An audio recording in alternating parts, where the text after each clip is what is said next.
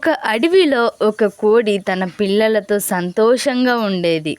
ఆ పిల్లలు అల్లరి చేయకండి, ఊరికి ఆడుకోండి, లేకపోతే మిమ్మల్ని కొడతాను చూడండి. అడవిలోనూ ఒక కుతూహలం ఉన్న నక్క ఉండేది.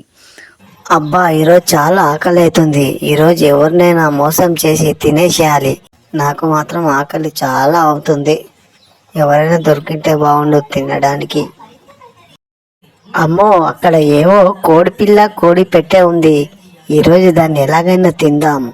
అక్కడికి వెళ్ళి ఒకరోజు ఆ నక్క కోడి పిల్లలకు చూసి వాటిని తినాలని అనుకుంది. నక్క కోడి దగ్గరకు వెళ్ళి, హలో కోడి, నేను చాలా మంచి ఉపాధ్యాయుడిని. నీ పిల్లలకు చాలా బాగా చదువు చెబుతాను అని చెప్పింది. కోడి నమ్మకం లేకున్నా తన పిల్లలకు చదువు చెప్పాలనే ఆశతో నక్కను అనుమతించింది. నక్క పిల్లలకు దగ్గరకు వెళ్ళి ఏబిసిడి పాట పాడమని చెప్పింది.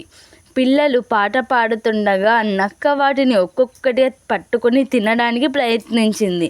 కానీ కోడి అప్రమత్తంగా ఉండి నక్కను పట్టుకొని తరమడం మొదలుపెట్టింది. నక్క భయంతో అక్కడి నుండి పారిపోయింది. అప్పటి నుండి కోడి తన పిల్లలను ఎప్పుడూ ఒంటరిగా వదిలిపెట్టలేదు. ఈ కథ నుండి నేర్చుకోవాల్సిన విషయం: ఎవరినైనా తొందరగా నమ్మకూడదు. ఎప్పుడు మన జాగ్రత్తలో మనం ఉండాలి.